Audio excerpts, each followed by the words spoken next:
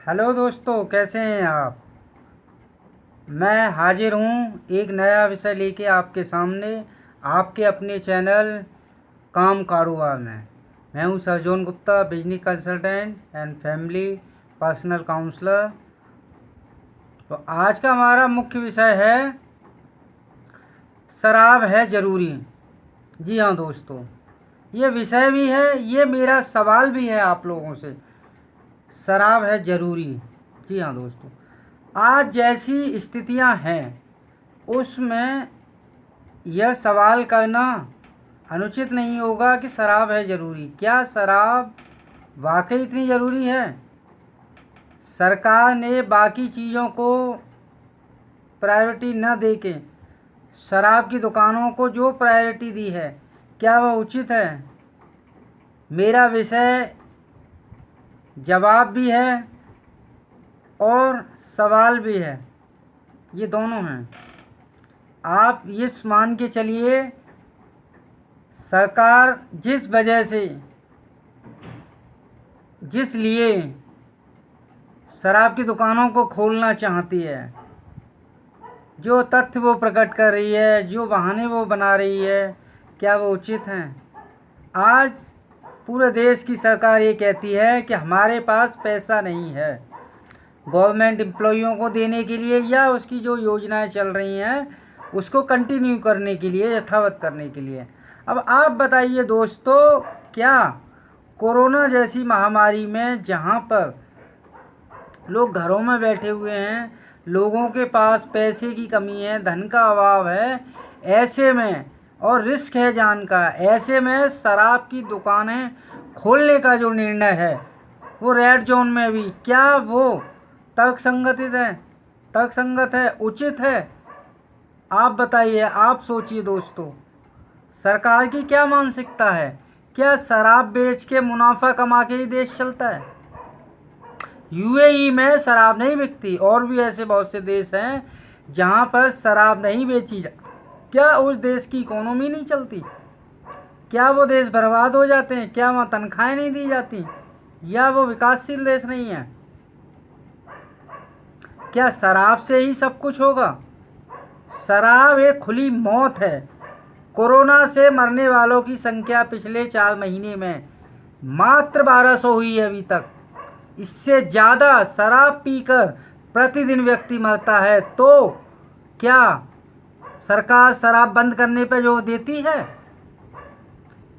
तंबाकू से प्रतिदिन कितने लोग मरते हैं, ये एक धीमा जहर है, शराब, सिगरेट और दारू। सरकार इस पे कोई संज्ञान क्यों नहीं लेती, क्यों नहीं बंद करती? युवाओं को धीरे धीरे ये मारता है, सिर्फ इसलिए कि सरकार को इसमें से राजस्व प्राप्त होता है, एक हाई कीमत मिलती है राजस्व में से, इसमें टैक्स वसूली ज़्यादा है। लेकिन इसका मतलब ये तो नहीं हम अपने नागरिकों को मौत की भट्टी में झोंकेंगे। तो क्यों ये तमाशा जारी है पिछले 2 महीने से लॉकडाउन का? अरे कितने लोग मर जाएंगे भारत में?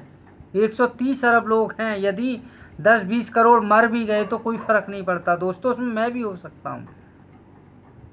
क्योंकि कुछ लोगों की गलती सब लोग भुगत रहे हैं, लेकिन किसी चीज़ को जानबूझकर चलाना क्या उचित है? क्या शराब इतनी ज़रूरी है? लोगों के जीवन से ज़्यादा ज़रूरी है आज जो खोली जा रही हैं। लोगों के पास खाने के लिए पैसे नहीं हैं। क्या कोई ये अनुमान लगा सकता है कि जब ये शराब की दुकानें खुलेंगी तो वहाँ कितनी अनगिनत भीड़ इकट्ठी होगी? कौन कंट्रोल करेगा उसमें से? क्या वहाँ पर फिजिकल डिस्टेंस रखा जाएगा? कौन पालन करेगा उसका? चोरी चकारी नहीं बढ़ेगी समाज में? आप बताइए दोस्तों, शराब के लिए दोबारा से चोरी चकारियाँ बढ़ेंगी। शराब की लत ऐसी लत है, जुए की लत ऐसी लत है, कोई भी नशा हो किसी प्रकार का, ऐसी लत है जो समाज पर प्रत्यक्ष व अप्रत्यक्ष रूप से कुठाराघात करती ही है, समाज का हित करती ही है। चोरियाँ बढ़ती हैं, स्नैचिंग बढ़ती हैं, घर में भी चोरियाँ होती है, आपस में झगड़े भी होते हैं। और यही कारण है कि जो घरेलू हिंसाएँ बढ़ रही थी लॉकडाउन में, अब वो और चरम सीमा पे पहुंचेंगी। तो क्या इसका इंतजाम है दोस्तों? क्या सरकार का ये सही निर्णय है? मैं इसका घोर विरोध करता हूँ, घोर निंदा करता हूँ। ये गलत निर्णय है और मैं तो हमेशा से इसके पक्षधर में हूँ। शराब, बीड़ी, सिगरेट, मीट, दारू सब बंद होनी चाहिए भारत से। अगर सरकार के बस की ये नहीं होता तो किसी तानाशाह को भारत में आना होगा, तभी वो ये कर सकता है।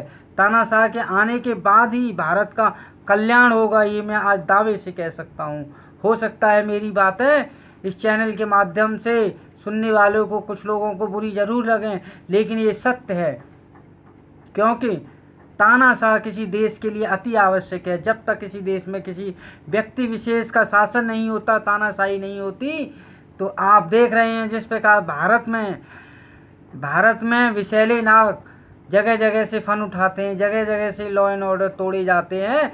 किसी की हिम्मत नहीं है आज नॉर्थ कोरिया में बगावत करके दिखाए, लॉ एंड ऑर्डर को तोड़ के दिखाए, जवाबदेही करके दिखाए। या चाइना में किसी की हिम्मत नहीं है, या इराक में नहीं थी पहले सद्दाम हुसैन के राज में, गद्दाफी के राज में नहीं थी, किसी की नहीं है दोस्तों। प्रजातंत्र के नाम पे, वोट के नाम पे ये छलावा होता है, देश इससे गर्त में जाता है। और भारत की दुर्गति तो ऐसी है जहाँ सपोले और नेवले जानबूझ के पाले जाते हैं देश को खोखला करने के लिए। 70 सालों से इस देश की सरकारों ने क्या किया है? बहुदल यहाँ हैं, क्या किसी देश में बहुदल हैं?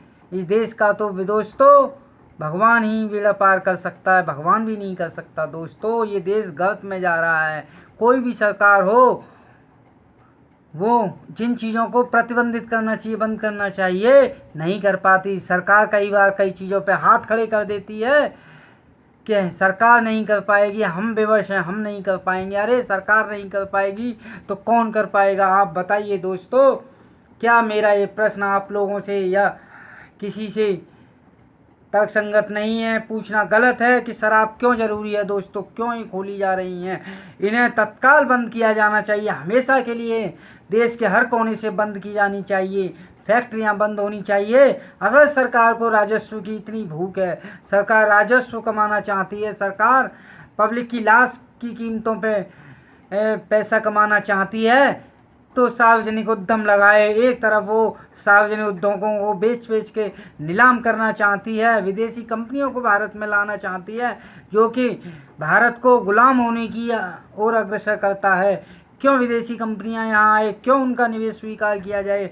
भारत के ही बिजनेसमैन को क्यों ना आगे बढ़ाया जाए? छोटे छोटे लोगों को क्यों ना आगे बढ़ाया जाए? क्यों ना प्रोत्साहित किया जाए? क्यों भारत की सरकारें कंपनियां स्थापित नहीं करती सार्वजनिक उद्यमों को?